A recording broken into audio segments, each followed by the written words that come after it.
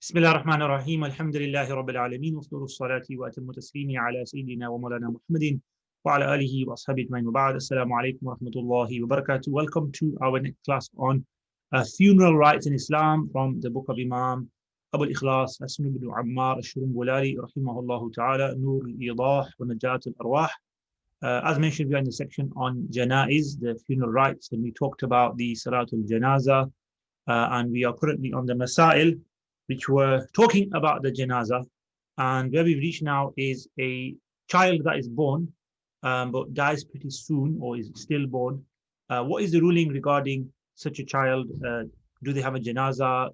Are they buried? What is the ruling? So we have Hassan with us. Alhamdulillah, as usual. So, Assalamu alaikum, Hassan, and Bismillah, if you want to carry on and read. Assalam, Sheikh. Okay, so page 316, I don't know if you mentioned that. Yeah, so if you're following the hard copy, it's 316 of the English. If you're following the PDF, then it might be slightly different. And it's the masala of the man istahalla. Istahalla is to make a sound when the child is born. So, tfaddal. If a newborn displays signs of life by crying or making sounds at birth and thereafter dies, it is to be named, washed, and prayed over. Yes. So the first thing is, if a child is born and there is any sign of life, it says istahalla. Istahalla normally meant to make a sound, right? But even if there's no sound, but there's sign movement, there's a heartbeat, it's known. I mean, they'll classify it as a living child when it's born. And if it dies very soon after, without obviously, going home or even living for a few moments after birth, may Allah protect everyone's children. And this is something that families have to go through. It's a tough thing and it's a test from Allah subhanahu wa ta'ala. We're discussing the fiqh ruling of this. So what happens if that child has signs of life and is born and then passes away straight away? Then that child is considered to be a normal person, and therefore ghusl is done, a kafan is done, and there is a salatul janazah and a normal burial. Of course, the dua will be the dua of a child, it will be the dua of an adult. So it will be the dua of Allahumma ja'alhu lana farata waj'alhu lana dhukhra wa ajra, and so forth. The dua we talked about for the child. So that's what is done if that is the case. However, the question now arises, what if there's no signs of life? What then? So if you read on, Hassan. If a newborn does not make a sound at birth, it is to be washed according to the preferred view on the matter, and thereafter wrapped in a cloth, named and buried with no funeral prayer. Yeah, so what happens is no sign of life, stillborn, absolute, may well have been alive in the womb of the mother and, expected to come out alive, but for whatever reason is born with no signs of life, stillborn. This is, absolutely no sign of life. And sometimes you can tell it's a complete child even, right? And sometimes maybe not so clear if the loss of child or miscarriage was earlier. In all such cases, we do as follows. We place the child in a piece of cloth, and if you need to clean the child, you can clean the child because there may be obviously blood and stuff. There's no official ghusl. It's just a placing in the cloth. It's not an official kafan. So we're not considering this to be a ghusl or a kafan. But yes, we do prepare that which has left the womb of the lady, and we bury that. Yep, and that's it. And you can, of course, make dua. We believe that's a child that's left this world, but because it didn't come into the world as a living being, then there's no ruling for it as a fully living being in this world. So the worldly ruling, which is dunya, janazah, kafan, ghusl, what do we do? Janazah prayer. No, none of that. So what do we do with this? That has this child. We still call it a child, but what do? We say that is something that needs to be buried. We know he's a child, so we make dua for the family, for the child itself, for him or her to be intercessor on behalf of the mother and father, etc. But there's no janazah, there's no official kafan or burial, etc. It's just a case of we do bury, of course, what is mentioned, what comes out. We do wrap it up as well. So that's what happens. Yeah. So it's slightly different, obviously. That's because there was no life when this child came into the world, and therefore the worldly rulings of kafan and so forth. And there's another big ruling as well, by the way, which is also which is not part of this, but it's also the inheritance. And that's actually what this masala discussed in that chapter of fiqh as well. If a person dies can't be the mother because she's gonna have the child in the womb. So it could be like a father or someone else. Brother, sister could always inherit as well, but normally the father dies, and he leaves behind a wife who's pregnant and other children. Now, the child in the womb of the mother has a right to inheritance. People might not know this, right? But only if the child is born, meaning born alive, is born with signs of life, the first one. If that happens and the child is born, he or she will get his or her fair share of inheritance. So it will be different for son or daughter, right? We know that. However, if the child is born without any signs of life, that child does not inherit. So before we distribute the inheritance of somebody who's passed away, we've got actually an aspect here. Is his wife pregnant if he's married and has a wife, right? If yes, well, wait a minute, then there's a possibility that a portion of the inheritance is for the child to be born. If it's a boy, it's this much. If it's a girl, it's this much. You can calculate it before they're born. It's not too difficult. Algebra, maths. But we've got to hold that amount, okay? Whatever it is, the higher amount. If it was a boy, it's more probably, most very, very much so. If it was a girl, it'd be less. We hold the higher amount. Now, if the child is born as a boy, you give it all to the child. That's what happens, right? And born. If it's born as a girl, child gets half of what it was saved. It gets, what it deserves as a daughter. And the other half is redistributed amongst however it should have been. The math is adjusted to fit that.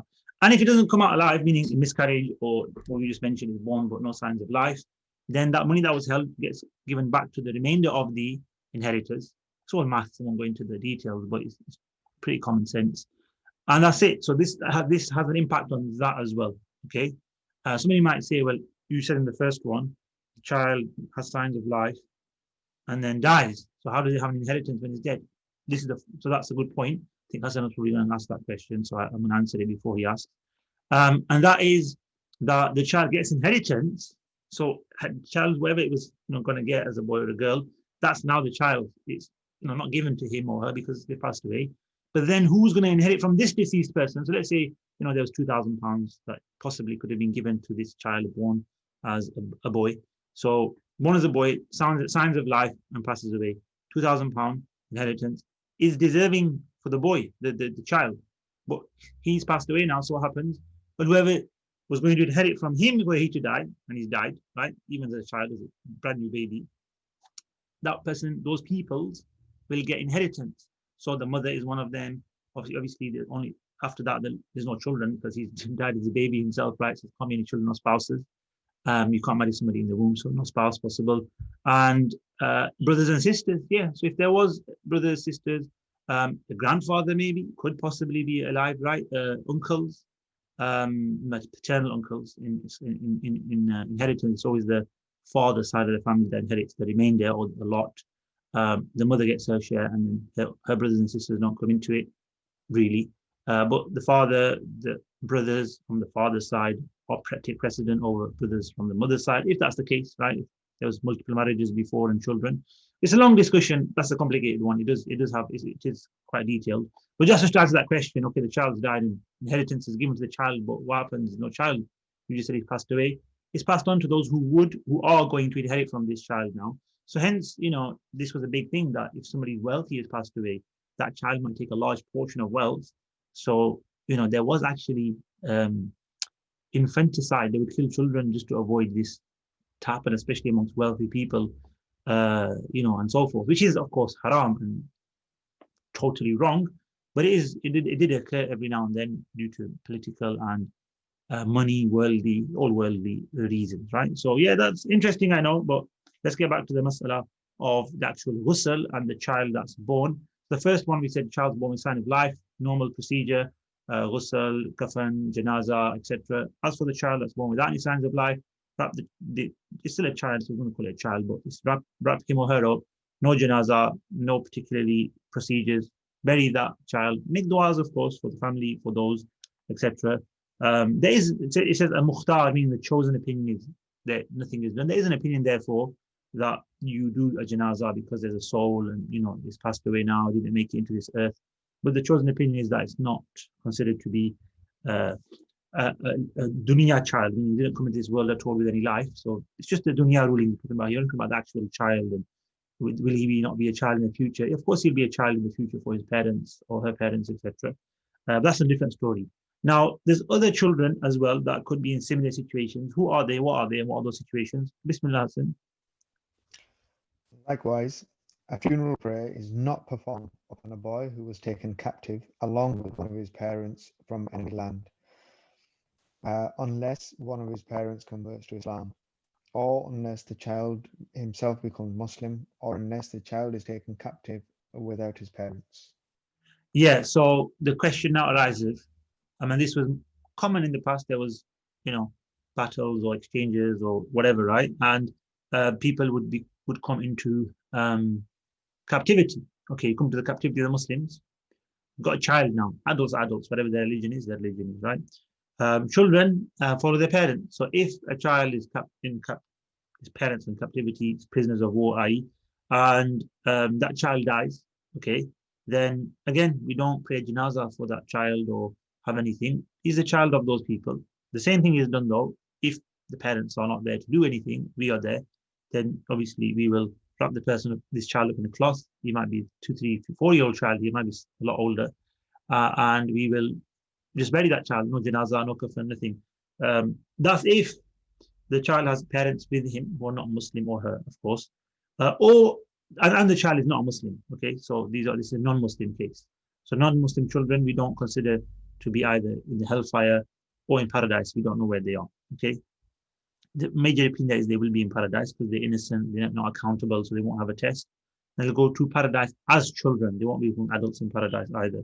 That's the majority have said that's probably what's going to happen. Although I say probably because we don't really actually know what's going to happen to such people, and we don't need to know. It's not part of our required beliefs. Okay. Then it says illa an yuslima. So unless one of the parents is a Muslim, okay, then if a child dies, we follow the better of the parents. They become a Muslim, so the child automatically follows the parent that has Islam. So if the child dies, we do a full rites of ghusl, kafan, janazah, burial, etc. for the child.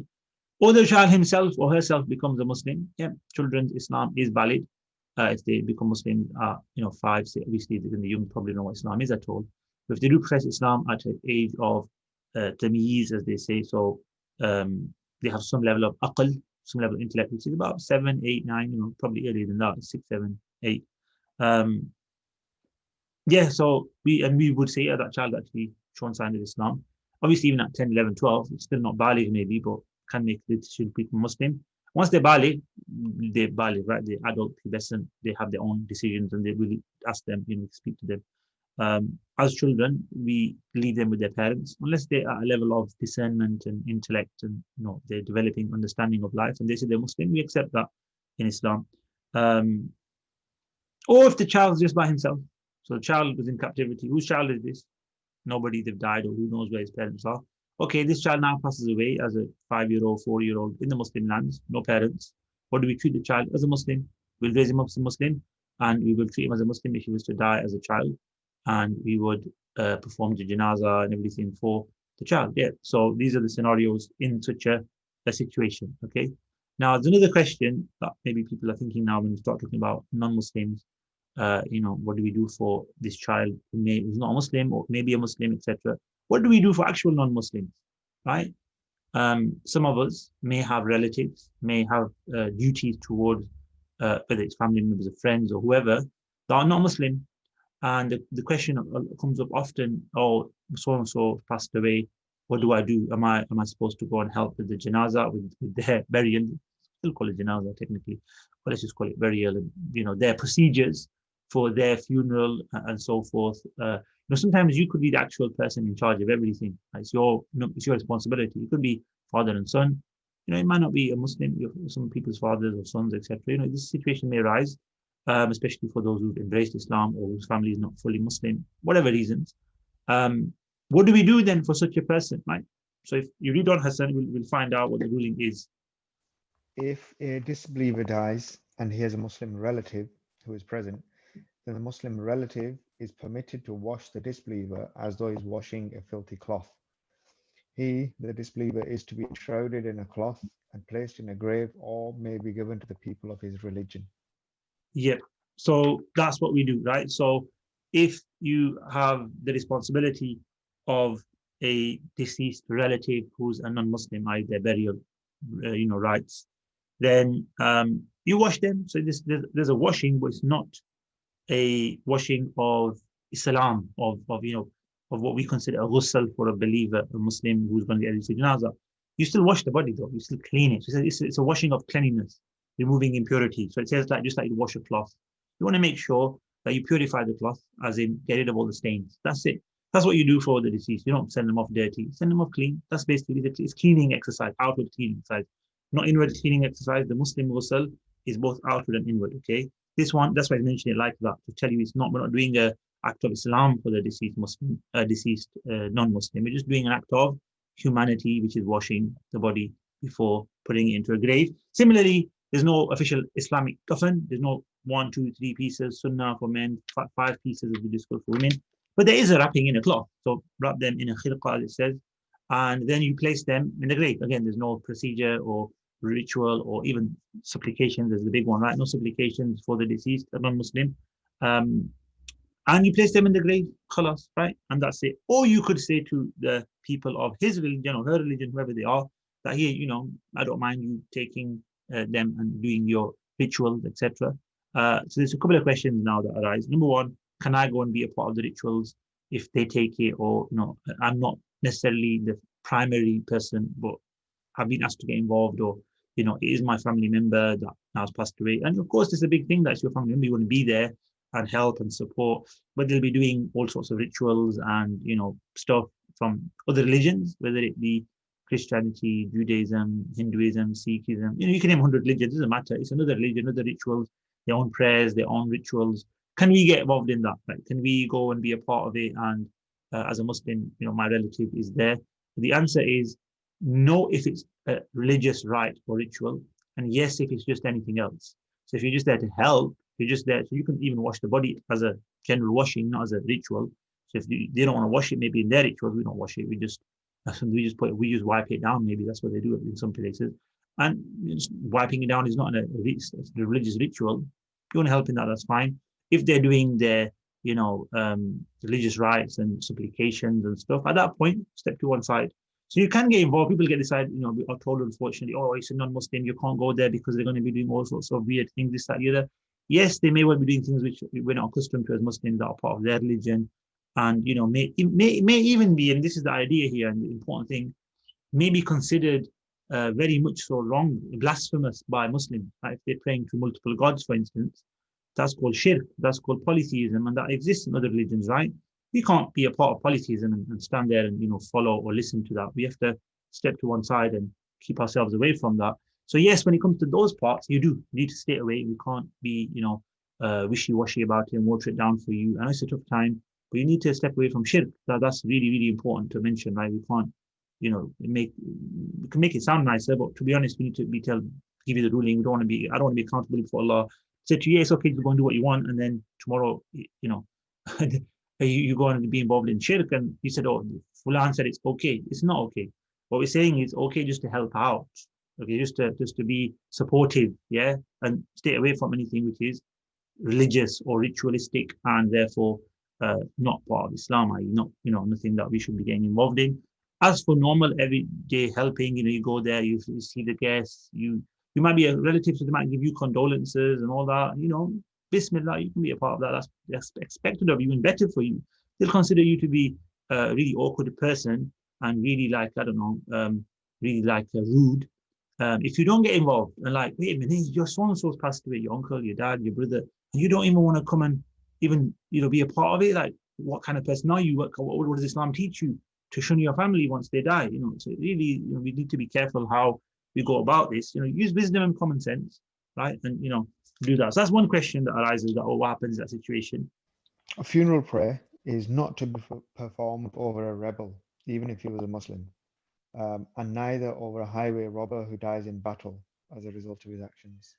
Yeah, so there's obviously people within the Muslim community, obviously in the Muslim society governance, that may well rebels, right? So if they rebel against the authorities, or if they become highway robbers, meaning they cause facade or corruption or destruction and difficulty upon the earth, and they are such people and they're captured as such, or they die therefore as such, like they're killed in such a occurrence, then they're not prayed over. So we don't do janazah for the following people. Why not? To show people that this is such a bad person. As Muslims, we're not going to do janazah for him. So what it means when they don't do janazah is we don't do it publicly. We don't do it at all as a rite. If one or two family members, the person is buried and whatever, right? Some even said do the kafan, not do the kafan, do the ghusl, not do the ghusl. Just what do we do? But for definite, no salah, no public salah. If three family members before burying him or her want to do salah, fine, go ahead. That's between them and Allah subhanahu wa ta'ala. But as a public, right, that person is not given this right now because of the massive treason, detriment, problem, killings, harm that person has brought society. So as like a deterrent and a warning for others, you won't get a janazah basically if you do this. Wow. I'll leave this dunya and I will not get a janazah. Yes, if you do one of those things. Yeah. Similarly, what else? A murderer who killed his victims by strangulating them. Yeah, so basically a murderer, this by strangulating them, you could stab them or whatever, right? So yeah, a murderer, again, somebody who's dies and is known as a murderer, or dies. Obviously, if the person repented and dies 20 years later, that's different. We're talking about somebody who's a murderer, known, then dies straight away or during an incident is caught. In that situation, again, to teach everyone, look, we just caught a murderer. He's died now as well. No janazah for him. Yep, next one. And neither a determined transgressor who will take up arms at night time. Yeah, so basically somebody who goes around causing havoc in the land, saying to people, do this, do that. Somebody who's basically trying to dominate people in society through force and uses weapons to do that and threatens life. Again, such a person, gangster type person, is not to be prayed over, and janazah is not to be done for such a person when he dies or she dies. Obviously, again, if they've not changed their life and repented, if they die in that time of their life, which they may well do, then yeah, we leave them. We don't go and say janazah, etc. And this is again to teach the people a lesson, and it may be wisdom to go and speak to the family of that person and stuff like that. You've got to apply wisdom in these things. Right? In those days, the wisdom was the authorities were stronger, right, and the authorities had rule, and these were minorities or people who was trying to cause problems, and they were suppressed predominantly. So that it made sense to do this. And obviously, the Islamic ruling here is, you've got to show people that doing this is going to deprive you of good in this life and the next. But here's an example kind of thing. So it's like a way of disciplining as well as Christians gone. What can we do now? This was a way of showing others this is wrong. We're not going to treat such people with the same level as normal Muslims, pious Muslims, etc. There's a blemish here. There's a problem here you need to know about. Like I said, today it might be different. The Muslim leaders in certain parts of the world, like non-Muslim countries, may decide that actually it might be better to go and pray the janazah. It might be better to go and have a word. It might be better to get involved some way. We leave that to the scholars. We leave that to the people of wisdom. Like I said, it's not all black and white sometimes, and we need to apply wisdom, and context needs to be applied. And it's a different context sometimes. Allahu alam. Yep. So it's still carrying on through people who we don't pray janazah over. So who else do we don't pray janazah for? A person who is killed due to a family feud, even if he is washed. Yeah, so the family feud, it says maqtulin asabiyatan. Asabiyya is really not family feud. It's somebody who dies like it could be family stuff like tribal warfare. It could be just about, obviously, Asabiyya is normally connected to lineage or caste or tribe or this kind of thing. But it could be for anything. It could be like, any kind of fanaticism, if you like, Asabiyya. Like, I don't know, fanaticism to a particular sport, or, people, hooligans, right? Might get killed in hooliganism and this kind of stuff. So it's basically people who get killed for very silly reasons, right? Very worldly reasons, just fighting each other and hostilities over I don't know what people fight. People fight loads of silly things, even today. And deaths occur just because of, rivalries, right? Gangs, like this kind of stuff. Fighting each other, rivalries in schools, result in murders sometimes, unfortunately, right? So this kind of stuff, whatever rivalry kind of is, normally is to do with lineage and family and caste, and most of it was in the past. So these people now fight each other, and somebody dies, even though he may not be the killer. He's the killed. Why did he die for? Was he defending Islam? Was he being threatening his family. No, he was just arguing over silly things, and they became so engrossed in argument. One of them died. So we don't even pray for that person. No, we don't pray for any of them to show them what you're doing overall is just wrong, right? It's it's just not something we're gonna accept, that you can have those kind of incidents and people die. If an innocent person is caught up in it, that's different, right? But if the people themselves, I don't know, what would you say is innocent? Somebody who's there is guilty of being there. I don't know. It might. It's always, like you said, a decision that people have to make, and we leave it to the people who are at that time, this their responsibility to make the decision. But the ruling is that those people don't get a ghusl, okay? They are killed or die in such a situation. But they, تفضل, carry on. One who commits suicide is to be washed and prayed over.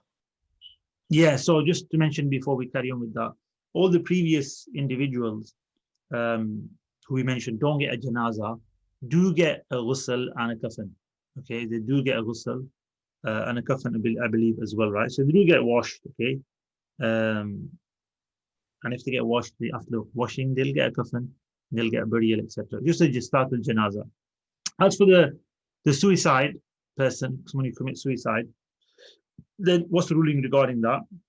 It says the person is given a ghusl and is given a janazah, according to Imam Abu Hanifa and Imam Muhammad, because he's a sinner and his sin hasn't, violated anyone's rights or caused havoc in society. Sinfulness, right, and it's between him and Allah in a sense. Imam Abu Yusuf said there's no janazah for the person who commits suicide. And what they say in this situation is that the pious shouldn't go and pray the janazah, and the notable folk, but you should give a janazah. So you can have a normal janazah in the masjid for a person, yes.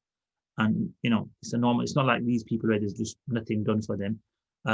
But still, to show people that this was something wrong done by the individual, it is a public thing. Suicide, obviously it gets known, etc. And it shouldn't be made known if it's not known, by the way, right? Nobody should go around and say, oh, he did commit suicide, this one. It's between him and Allah, and if anybody knows what's happened, keep it between him and Allah and yourself, right? This idea isn't to make it public as well. Yeah, so and the final one, Hassan, is a murderer who killed one of his parents intentionally. Yeah, so I mean that's really bad and crazy, but yeah, so somebody who's killed one of his parents, does that person get a janazah? Well, the killed parent will, of course. I'm talking about the killed person, killed by the killer. If he's captured for that murder and he dies, whatever, then there'll be no janazah for the murderer in general, and of course the one who, it's a crazy one, that, right? But yeah, is mentioned there. So that concludes the section on Salat al-Janazah, and inshallah we'll continue with the dafn and the burial rites. Dafn is the burial and what happens next time, inshallah. Walhamdulillahi Rabbil Alameen.